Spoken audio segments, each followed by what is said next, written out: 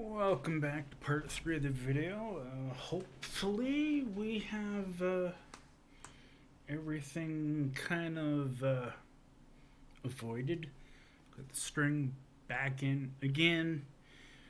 Why people say not to use a lighter gauge on these string locking tremolos, because they don't stay in the locker very well. They have a tendency to flip out. But again, I've had a couple locking string locking based trims, and I've used 9 through 42s on them without an issue. So you can see I've kind of MacGyvered it and put a the cap from this Bic Ultra Round pen. I used the pen itself to lift it up, jammed the lid back in, and it's holding it into place. And in between shooting these videos, I have pretty much got the guitar almost up to tuning. I don't know how well that'll come through.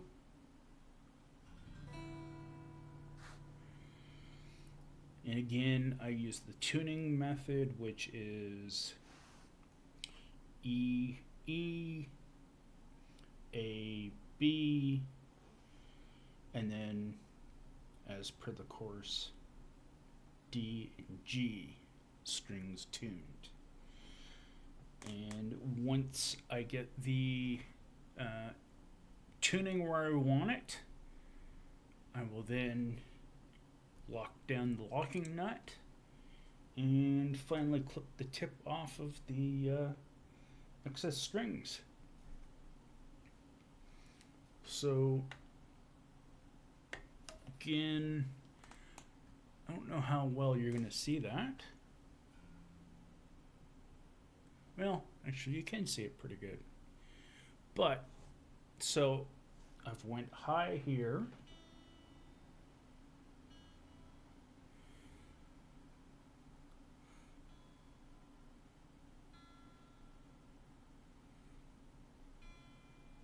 And high here.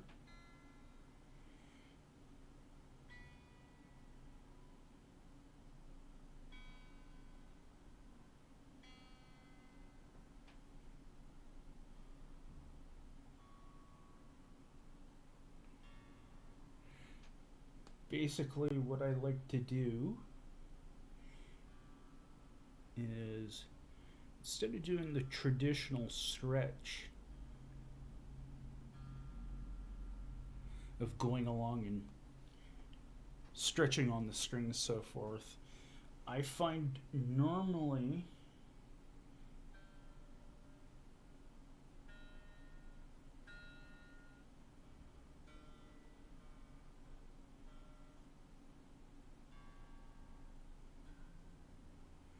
actually everything's in tune perfect.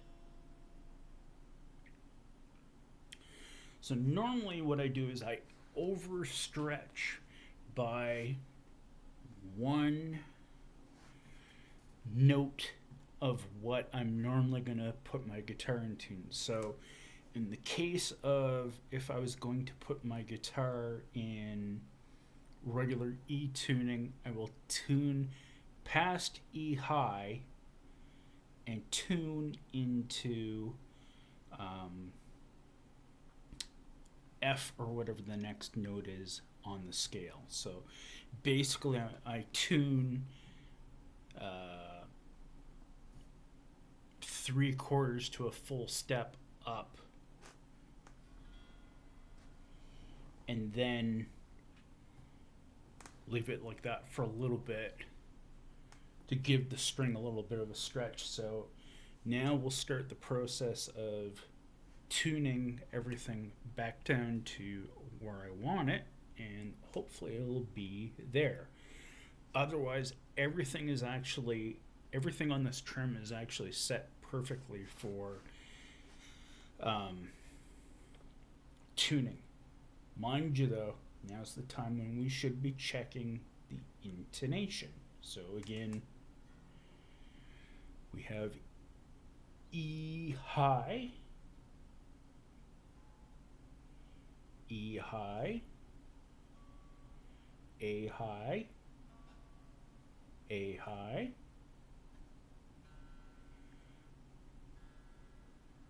4D high, 4D high, 3G high, 3G high, 2B high, 2B high, and everything checking on the 12th fret is the exact same tuning as it is at the open part of the nut. So that's awesome. Now is time to put it back down into what I like to play in, which is, again, E flat. So we used standard method that they say to do Floyd Rose string tuning.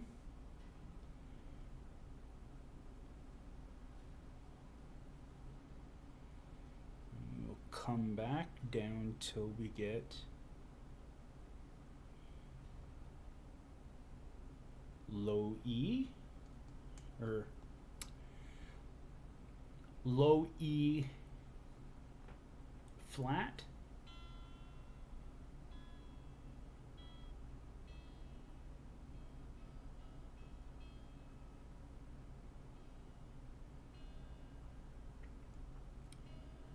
high E flat,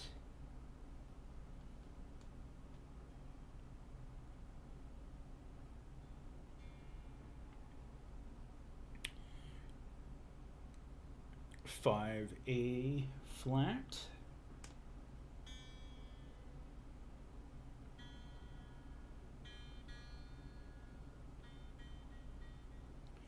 two B flat,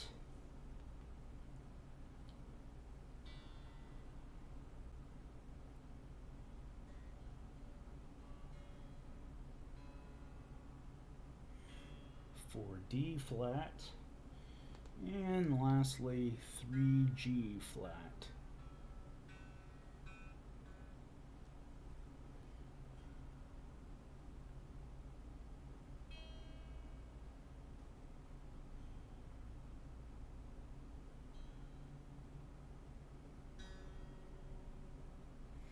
And of course, the two middle strings are actually perfect in pitch.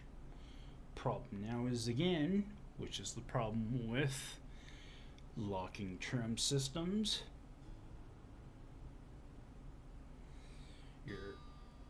all your outer strings are out of sync.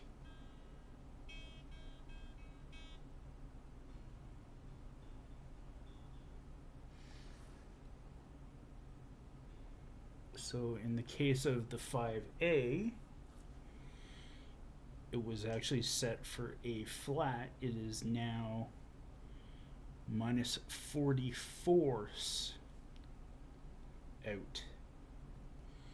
So again, we will retune.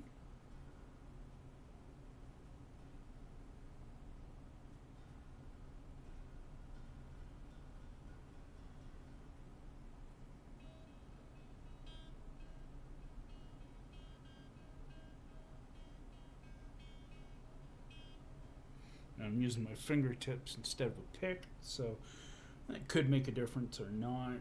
It's here nor there.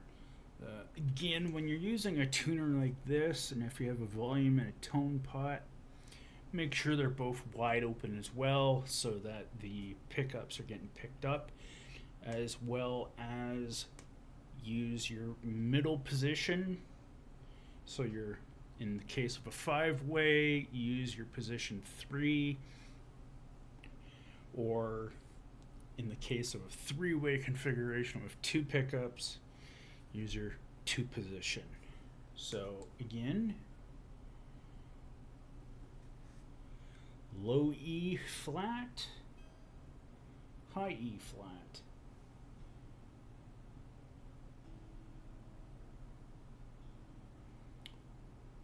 Five A flat.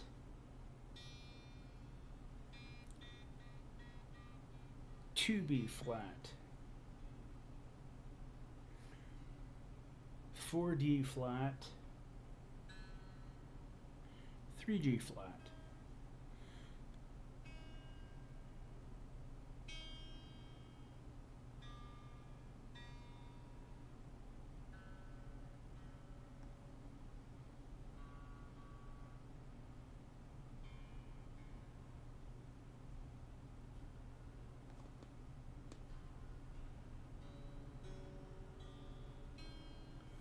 And of course you're going to hear rattle because I haven't locked down the nut. Now we've got everything set to E flat tuning. That is what we'll do now. We will turn this off and unplug it. Again, I still have to fix the jack. And before pulling the pin out, as per the course, as you're supposed to do,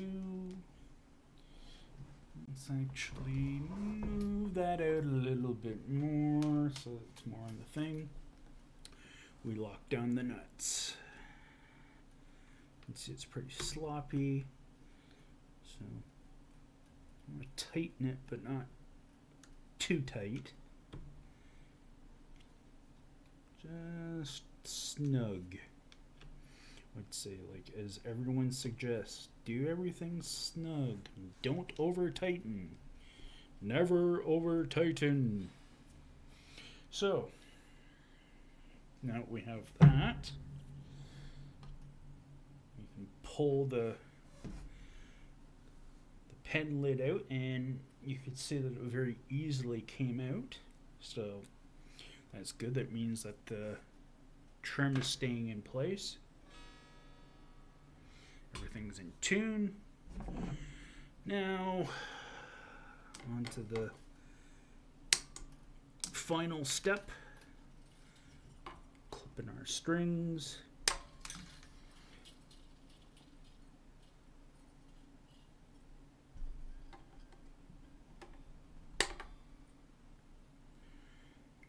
And again, try to leave some there for in case you have to actually grab and twist it around. But again, be careful. Try to tuck them as much as possible because you will definitely not want to catch yourself on one of these string tips. You will definitely be poking yourself and not having a very enjoyable time as your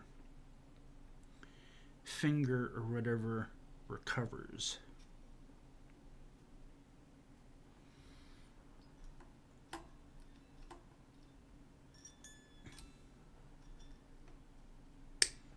Which to a certain degree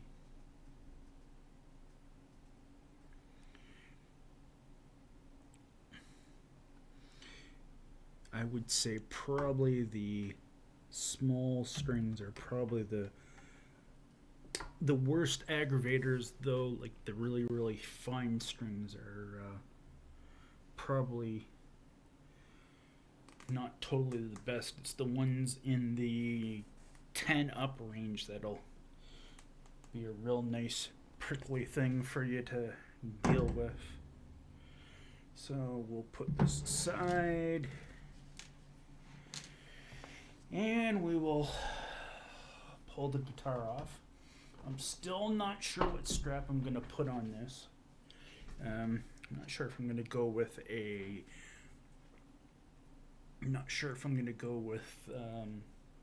one of the neoprene plasticky straps, or I do have a nice leather one lying around. After all, I did let 2 straps go away in the trade. So let's close out the second cam window and go back to the straight cam here. And we'll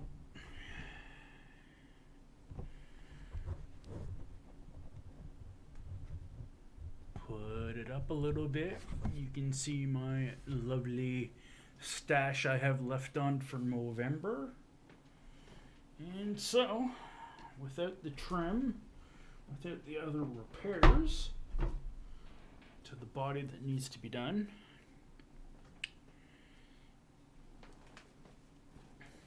and we will give this just a little bit more of a clean here,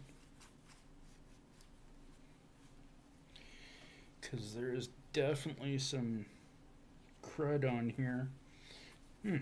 I'm doing this with the accidentally with the oiled one. Oops. But anyways, oil still works. Does provide a bit of a nice shine and polish.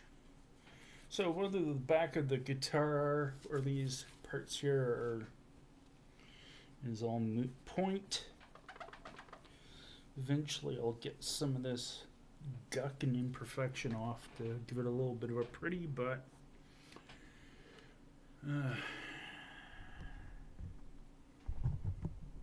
webcam at a wacky angle here. Let me try to straighten it up a little bit. Yeah, it's still at a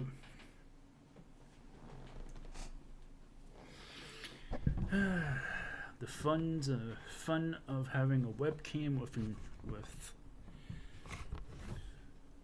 movable legs and mounts to it. We'll bring that down a little bit more. Okay, good enough. All right, so there's the guitar. All set up. New strings again. Got to tighten this back on.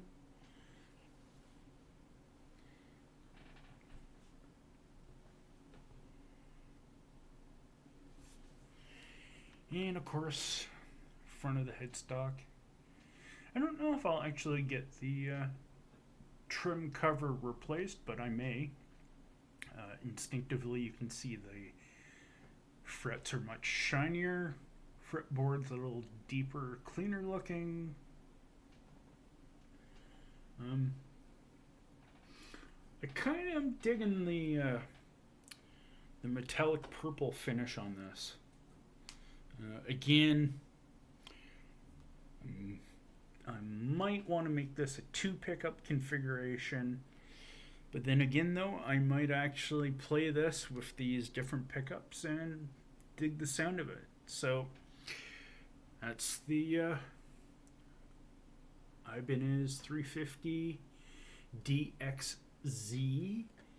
Because of the Z trim system in the back, I probably will want to get a cover for the back at least.